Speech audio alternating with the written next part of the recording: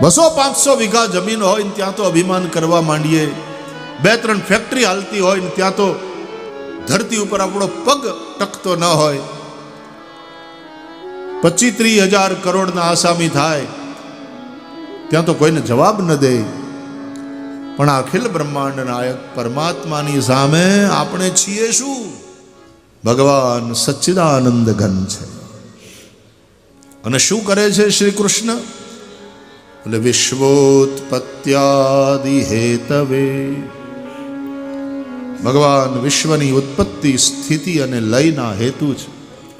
ભગવાન આ સૃષ્ટિનું સર્જન કરે છે, ભગવાન આ સૃષ્ટિનું પાલન કરે છે, અને અંતે એક સમય આવે ત્યારે આ બધું સમેટી લે છે, એનો વિનાશ કરે છે. આપણે આખો મંડપ બનાવ્યો, સમૂહ લગ્ન એના મંડપ બનાવ્યા, આ બધાને જમવા માટે એના વળી અલગ મંડપ બનાવ્યા, એ હવના ઉતારા માટે બોલે એની અલગ વ્યવસ્થા કરી. આટલા બધા વાહનો આવશે, આટલા બધા લોકો આવશે એટલે ટ્રાફિકને કંટ્રોલ કરવાની વાત અને પાર્કિંગ માટેની વ્યવસ્થા એ બધી કરવી પડી. મહેમાનો આવે, વીઆઈપીઓ આવે, એના સ્વાગત માટેની ને એ અલગ વ્યવસ્થા કરવી પડી. આજે મહાનુભાવો આવવાના છે એટલે એના માટેની તૈયારીમાં પ્રશાસનના આ બધા મિત્રો લાગી ગયા. આ બધું કરવું પડે ને.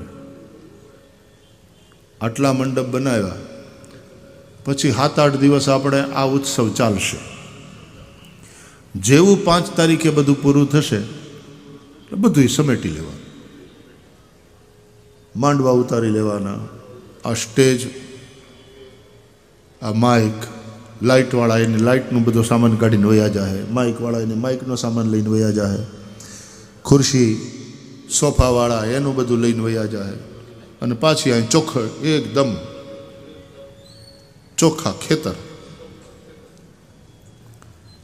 હવે આપણે માણસો જો આવી લીલા કરતા હોઈએ, પહેલાં બનાવીએ, પછી એની અંદર માલીએ અને પછી પાછું બધું સમેટી લઈએ, તો આ તો આપણો બાપ છે. એ અનંત અનંત બ્રહ્માંડની રચના કરે અને એનું સંચાલન કરે. એ રચના કરે, બનાવે ત્યારે એને બ્રહ્મા કહેવાય, એનું સંચાલન કરે ત્યારે એને વિષ્ણુ કહેવાય, અને પછી પાછું એક સમય આવે એટલે બધું સમેટી લે. એ સમેટી લે ત્યારે એને મહેશ કહેવાય. આ બ્રહ્મા, વિષ્ણુ અને મહેશ આવા 3 રૂપ છે એ પરબ્રહ્મ પરમાત્મા. સચ્ચિદાનંદ રૂપાય વિશ્વોત્પત્યાદિ હેતવે. આપણે જે દ્વારકાધીશને પ્રણામ કરીએ છીએ એ કોઈ સાધારણ મનુષ્ય નથી,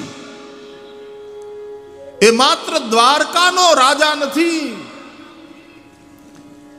એ અખિલ કોટી બ્રહ્માંડ નાયક છે. અનંત અનંત બ્રહ્માંડોનો રચયિતા, એ બધું ચલાવનારો. હવે આવડી આટલી ખાલી ઘડિયાળ છે અને આમ જ્યાં છોડી દઉં તો હેઠી આવે છે. કેમ? ગુરુત્વાકર્ષણ પૃથ્વીનું, એટલે પદાર્થ નીચે પડે. આટલા વજનની ઘડિયાળ જો આમ હેઠી આવતી હોય તો આખી પૃથ્વીનું વજન કેટલું થાય ભાઈ? આખી પૃથ્વીનું વજન કેટલું? વૈજ્ઞાનિકો માપવામાં સફળ થયા છે કે પૃથ્વીનું વજન આટલા ક્વિન્ટલ, કે પૃથ્વીનું વજન કેટલું. હવે એ પૃથ્વી અવકાશમાં તરે છે. આ મેળામાં તમે જાઓ ને એટલે હાબુવાળા પાણીમાં ઓલી ભૂંગળી નાખી અને પછી એને બોળી અને છોકરાઓ ફૂંક મારે ને એટલે એમાંથી કેટલાય બબલ્સ, પરપોટા એ બધા નીકળે ને હવામાં તરે. એ બબલ્સ જેમ હવામાં તરે એમ પૃથ્વી, ગુરુ, શુક્ર, બુધ, શનિ, આપણી સૂર્યમાળાના આ બધા ગ્રહો તરે છે અવકાશમાં. કેમ પડી જતા નથી? સૂર્ય એ તો બહુ મોટો છે, અને સૂર્યની સામે આપણા ગ્રહમાળાનો આ સૌથી નાનો આવડો આ ગ્રહ બુધ, એ સૂર્ય છે ને એ સમજી લો કે સફરજન જેવડો છે, તો બુધ છે ને એ કાળા મરીના દાણા જેવડો છે. એક બાજુ સફરજન રાખો ને એક બાજુ કાળું મરી રાખો, એનો દાણો રાખો, એટલી સાઈઝનો છે. પણ આપણા સૂર્ય કરતા કેટલા મોટા સૂર્યો સ્પેસમાં છે. તમે વિચાર તો કરો, આ બધું કોણે બનાવ્યું? આ ઘડિયાળ છે તો આ ઘડિયાળનો બનાવનારો કોક છે, કારણ વગર કાર્ય ન હોય એમ કોઈક તો બનાવવા વાળો છે. એટલા માટે કવિ કાગે કહ્યું કે જેણે ધરતી તણો પિંડો કર્યો, એ રજલાવ તો ક્યાંથી હશે. 5-25 માટલા ઘડવા હોય તો કુંભાર જાય, ખાળિયા ખોદી માટી ગધેડાના ઉપર લાદી અને લઈ આવે. એ માટીને સાફ કરે, એ માટીને કેળવે, ખૂંદે અને પછી માટલા બનાવે. ત્યારે 8 આટલા ગ્રહો જેણે બનાવ્યા એ બધા તો માટીના પિંડા જ છે. ક્યાંક કોક ઠેકાણે ગેસ, કેટલા પ્લાનેટ્સ બન્યા છે, ગ્રહો બન્યા છે. એનું રો મટીરિયલ એ ઓલો કુંભાર, ભગવાન રૂપી કુંભાર ક્યાંથી લાવ્યો? એ ક્યાં ખાળિયા ખોદીને લાવ્યો હશે? એ કયા ગધેડા ઉપર લાદીને આવ્યો હશે? જેણે પૃથ્વી તણો પિંડો કર્યો, એ રજલાવ તો ક્યાંથી હશે. અને જગ ચાક ફેરવનાર એ કુંભાર બેઠો ક્યાં હશે. જગ ચાક ફેરવનાર એ કુંભાર બેઠો ક્યાં હશે. થોડું ઘણું તો આપણે ભણ્યા જ છીએ ને હવ નિશાળમાં, કે આ બધું સૂર્યની આજુબાજુ ફરે છે. ને આવા તો આપણા સૂર્યમાળાની જે આ રચના છે, સોલર સિસ્ટમ, એવી કેટલી સોલર સિસ્ટમ આકાશ ગંગામાં છે. દૂધ ગંગા, મિલ્કી વે, અને એવી તો કેટલી દૂધ ગંગાઓ બ્રહ્માંડમાં હશે. અને પાછું બધું ફરે છે આમ ચકડી ભમ. આ કૃષ્ણનો રાસ છે ને એ સતત ચાલી રહ્યો છે વાલા. કૃષ્ણ વચ્ચે છે ને એની આજુબાજુ ગોપીઓ રાહડા લે છે.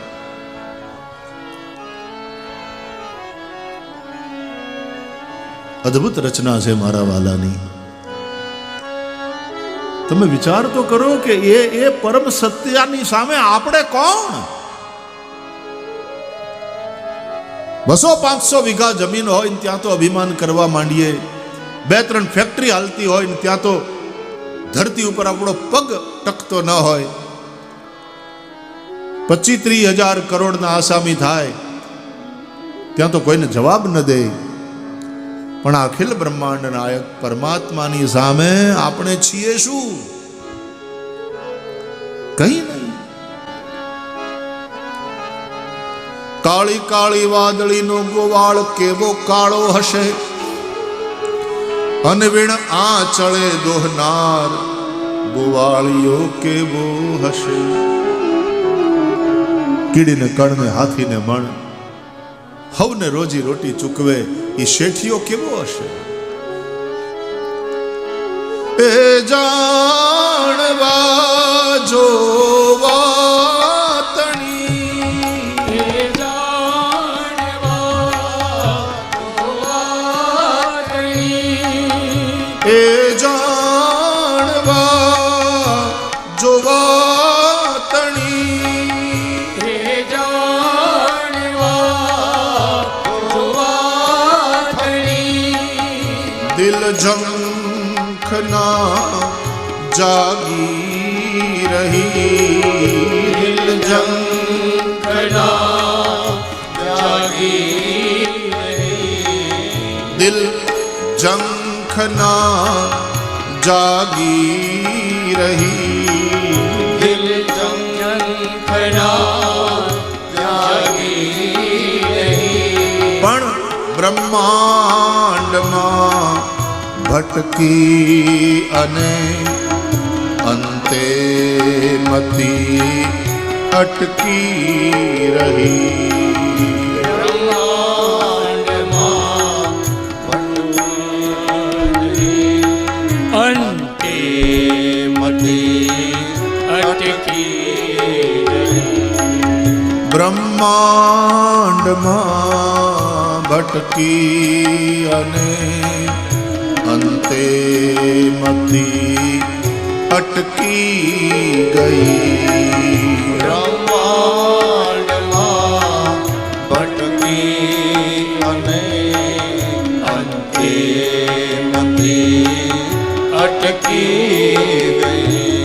આ જાણવા માટે થઈ, આ જોવા માટે થઈ દિલમાં ઝંખના જાગી, પણ અંતે બ્રહ્માંડમાં ભટકીને મતી અટકી ગઈ. કારણ એ પરબ્રહ્મ પરમાત્માને બુદ્ધિથી માપી ન શકાય. બ્રહ્મ અતર્ક બુદ્ધિ મન બાની. એ ભગવાનને તો આપણે શ્રદ્ધાથી જ માનવો પડે, અને માનવાના કારણ છે. તો પરબ્રહ્મ પરમાત્માનો અખિલ બ્રહ્માંડ નાયક પ્રભુનો રાહડો એ સતત બ્રહ્માંડની અંદર ચાલે છે. શ્રીમદ ભાગવતની રાસલીલા એ તરફ જ ઈશારો કરે છે. આ રાસ નિરંતર ચાલી રહ્યો છે. તો જે ભગવાન અનંત અનંત બ્રહ્માંડોનું સર્જન કરે છે, પાલન કરે છે, અંતે એને સમેટી લે છે. ચોપાટ આમ માંડીએ અને પછી ચોપાટ રમીએ અને પૂરું થાય એટલે પાછું બધું હમેટી લઈએ. એમ વિશ્વોત્પત્યાદિ હેતવે, વિશ્વની ઉત્પત્તિ, સ્થિતિ અને લયના જે હેતુ છે એવા ભગવાન દ્વારકાધીશ પ્રભુને, ભગવાન શ્રી કૃષ્ણને અમે સૌ નમસ્કાર કરીએ છીએ.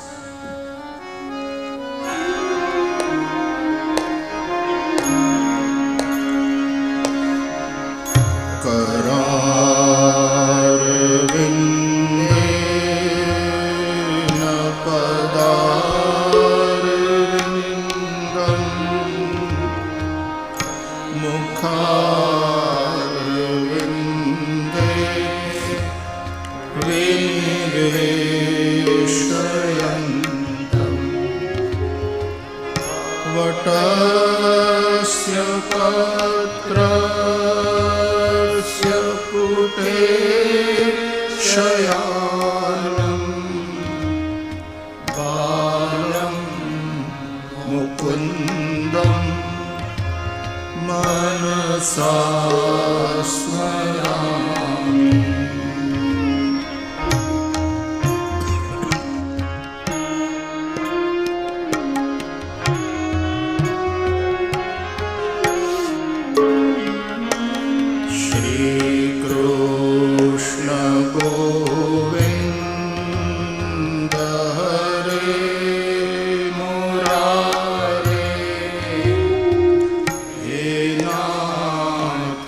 नारायण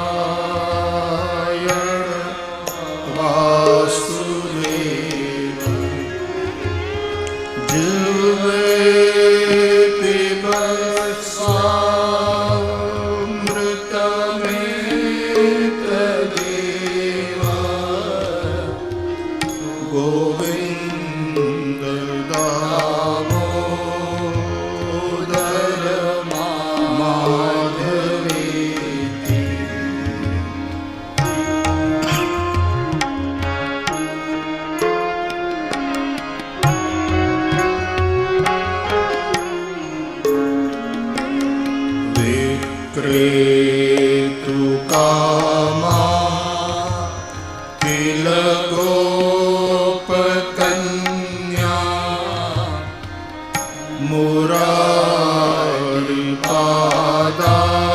मुरारिपादार्पित चित्तवृत्ति दध्यादिकं मोहवशाद् गोचर गोविन्द दामोदर माधवेति।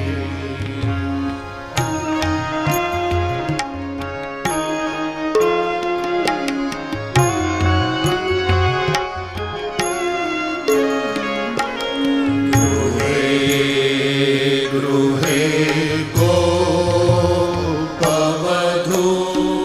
कदम्बा सर्वे मिलित्वा समवाप्य योगम् पुण्यानि नामानि पठन्ति नित्यम् गोविन्द दामोदर माधवेति।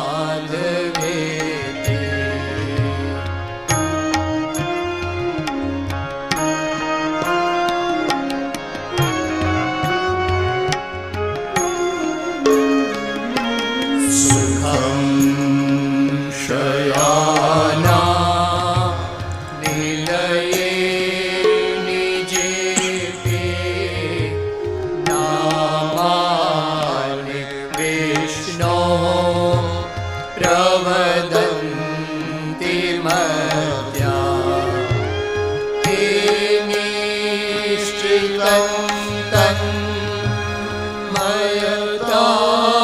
व्रजन्ति गोविन्द दामोदर माधवेति।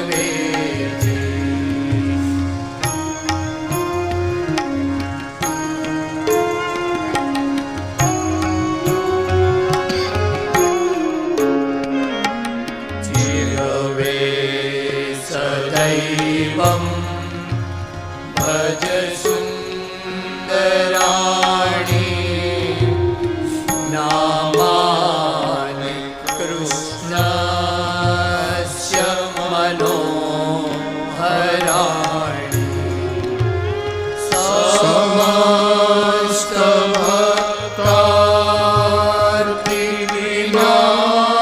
समस्तभक्तार्तिविनाशनानि गोविन्द दामोदर माधवेति।